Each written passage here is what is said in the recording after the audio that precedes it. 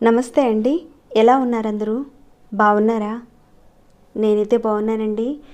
మీ అందరికీ అమ్మవారి ఆశీస్సులు ఎల్లప్పుడూ ఉండాలని కోరుకుంటూ, 5 రూపాయల నాణ్యంతో మీరు చేసే పరిహారాల వల్ల డబ్బు రాబడి పెరుగుతుంది, కష్టానికి తగ్గ ప్రతిఫలం లభిస్తుంది. ఎవరైతే ధన సమస్యలతో బాధపడుతున్నారో వారు చేసుకోవడం వల్ల సమస్యలు తొలగిపోతాయి, చేతిలో డబ్బు నిలబడుతుంది, ఇంట్లో పాజిటివ్ ఎనర్జీ అనేది పెరుగుతుంది. మీరు ఈ పరిహారాన్ని చేసుకోవడం వల్ల ఆకస్మిక ధన ప్రాప్తి కలుగుతుంది. నమ్మకం పెట్టి చేస్తే కనుక మార్పులను అయితే అతి తొందరలోనే చూస్తారు. 5 రూపాయల నాణ్యంతో ఏ రకంగా పరిహారాలు చేసుకోవాలనేది తెలుసుకునే ముందు ఒక చిన్న రిక్వెస్ట్ అండి.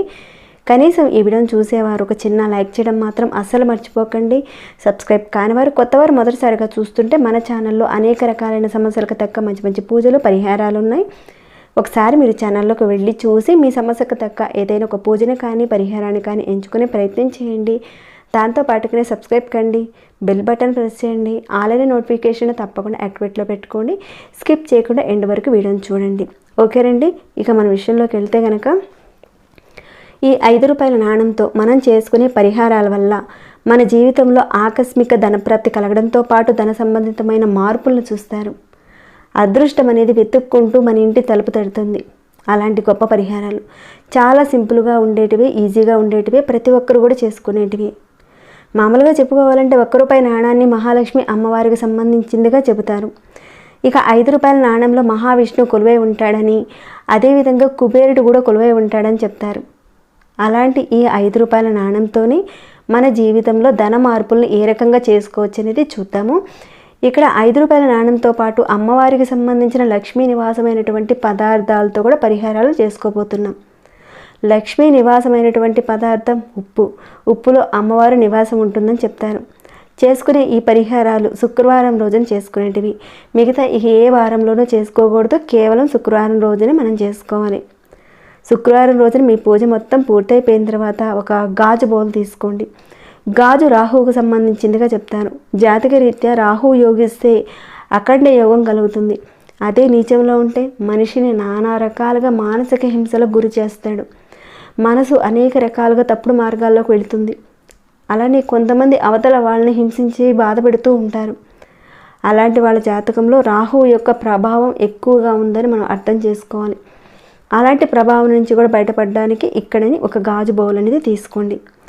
ఇక మీరు కళ్ళుప్పును మాత్రమే తీసుకోవాలి ఈ పరిహారానికి. గాజు బౌల్లో ఈ కళ్ళుప్పును పెట్టుకుని ముందుగా మీరు ఒక 9 5 రూపాయల నాణాలని సిద్ధం చేసి ఉంచుకోండి. మొదటి శుక్రవారం రోజున మీరు ఒక 5 రూపాయల నాణాన్ని ఉప్పులో పెట్టండి. అలానే రెండవ వారంలో అంటే రెండవ శుక్రవారం రోజున మరొక 5 రూపాయల కాయిన్ని పెట్టండి. ఇక మూడవ శుక్రవారం రోజున మరొకటి, నాలుగవ శుక్రవారం రోజున నాలుగవది. ఈ రకంగా 9 వారాల పాటు ఒక్కొక్క వారం చొప్పున ఒక్కొక్క నాణాన్ని పెట్టుకుంటూ వెళ్ళాలి. ఇలా మీరు ప్రతి వారం పెట్టేటప్పుడు అమ్మవారిని తలుచుకుంటూ పెట్టండి. ఇక్కడ మనం ఉపయోగించే కళ్ళుప్పు అమ్మవారికి సంబంధించింది. 5 రూపాయల నాణం విష్ణుమూర్తికి, అలానే కుబేరుడికి సంబంధించిందిగా మనం చెప్పుకున్నాం. ఇక్కడ లక్ష్మీ అమ్మవారి అనుగ్రహంతో పాటు విష్ణుమూర్తి, కుబేరుడి యొక్క అనుగ్రహం మనకు కలిగి ధన ప్రాప్తి అధికంగా కలగడానికి అవకాశాలు ఉంటాయి. ఈ రకంగా మీరు శుక్రవారం రోజున పెట్టిన తర్వాత శనివారం రోజున ఈ 5 రూపాయల నాణాలన్నింటినీ కూడా తీసుకువెళ్ళి అమ్మవారి హుండీలో వేయండి. ఒకవేళ 9 వారాల పాటు ఒక్కొక్క నాణం పెడతాం కాబట్టి ఈ 5 రూపాయల నాణాలు పాడైపోతాయేమని అనుకుంటారేమో. అలాంటి సందేహం ఉంటే కనుక ఒక చిన్న ప్లాస్టిక్ కవర్ పోచులో పెట్టి ఉప్పులో పెట్టండి. ఈ రకంగా చేసుకోవడం వల్ల లక్ష్మీ కటాక్షం కలుగుతుంది. అలాగే శుక్రవారం రోజున మనం చక్కగా లక్ష్మీ అమ్మవారికి పూజ చేసుకుంటాం. ఆ పూజలో భాగంగానే చేసుకునే మరొక పరిహారం ఏంటంటే కామాక్షి దీపంతో చేసుకునే 5 రూపాయల పరిహారం. కామాక్షి దీపారాధన ఏ రకంగా చేయాలి, ఎప్పుడు చేయాలి, ఇలాంటి విషయాలన్నీ కూడా ఇంతకుముందు మనం ఒక వీడియోలో చాలా వరకు చెప్పుకునే ఉన్నాం. అదే రకంగా కామాక్షి అమ్మవారి దీపారాధన లక్ష్మీ పూజలో పెట్టి ఎప్పుడైనా సరే కామాక్షి దీపారాధన కింద ఒక ప్లేట్ అనేది పెడతాం. ఈ పరిహారాన్ని 9 శుక్రవారాల పాటు చేయాలి. ముందుగా మీరు ఏం చేస్తారంటే మొదటి శుక్రవారం రోజున లక్ష్మీ పూజలో కామాక్షి అమ్మవారి యొక్క దీపం పెట్టి ఆ కామాక్షి దీపం పెట్టిన ఆ ప్లేట్లో ఒక్క 5 రూపాయల నాణాన్ని పెట్టండి మొదటి శుక్రవారం రోజున. ఇక రెండవ శుక్రవారం రోజున రెండవ నాణం పెట్టండి. ఈ రకంగా 9 శుక్రవారం రోజున అంటే 9వ శుక్రవారం రోజున 9వ నాణాన్ని పెట్టండి. ఆ రకంగా మొత్తం చూసుకుంటే 9 నాణాలని ప్లేట్లో పెట్టడం జరుగుతుంది. ప్రతి వారం మీరు అమ్మవారి యొక్క దీపారాధన చేసేటప్పుడు ఈ రకంగా చేస్తూ మీ యొక్క కోరిక చెప్పుకుంటూ ఉండండి. అమ్మవారిని మనసులో ధ్యానం చేసుకుంటూ చేయండి. మీరు ప్రతి వారం తీసి కామాక్షి దీపారాధన అదంతా కూడా క్లీన్ చేస్తూ ఉంటారు కదా. మొదటి వారం మీరు పెట్టారు, తర్వాత రోజున కామాక్షి దీపారాధన అదంతా కూడా క్లీన్ చేసేసి రూపాయి నాణాన్ని పక్కన పెట్టుకోండి.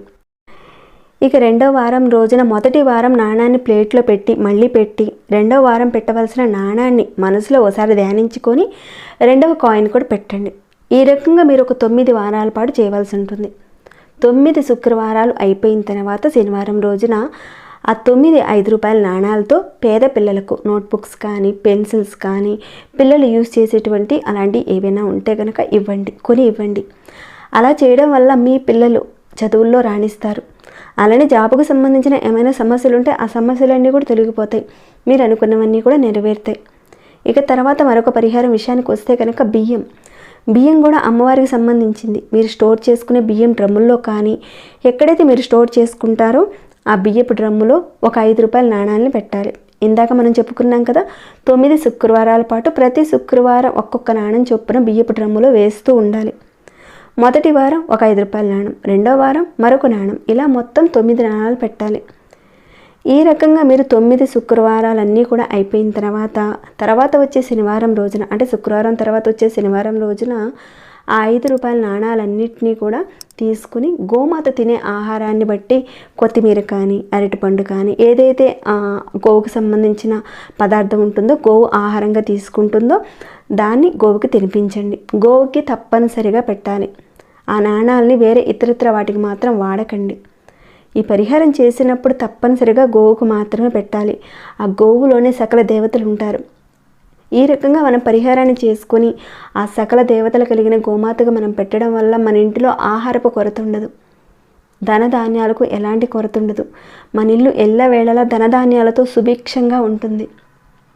తర్వాత మరొక పరిహారం చూద్దాం. మరొక పరిహారం మాటకి వెళ్తే కనుక ఆవాలు, మన పోపుల డబ్బాలో ఉండే ఆవాలు, ఈ ఆవాల్లో కూడా అమ్మవారి నివాసమై ఉంటుంది. ఈ పరిహారం కూడా మన శుక్రవారం రోజునే చేయాలి. 9 వారాల పాటు చేయాలి. ఇది కూడా ఈ పరిహారం చేయడానికని మీరు ఎక్కడికి వెళ్ళనవసరం లేదు. ఇంట్లో ఉన్న ఆవాలతోనే చక్కగా చేసుకోవచ్చు.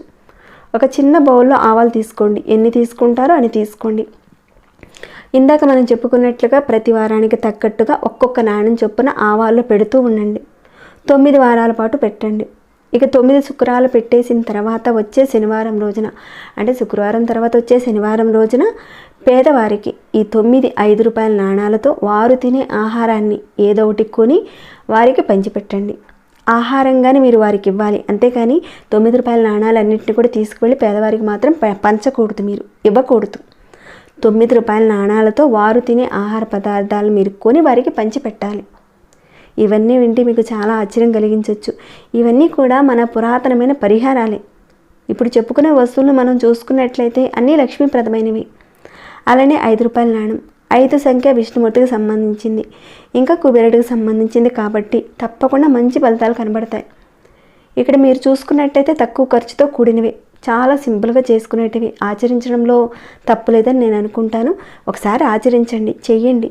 చేయడంలో కలిగే నష్టం అంటే ఏది ఉండదు కదా. ఎంతో కొంత మార్పు అనేది కనపడుతుంది, ధనలాభం చేకూరుతుంది.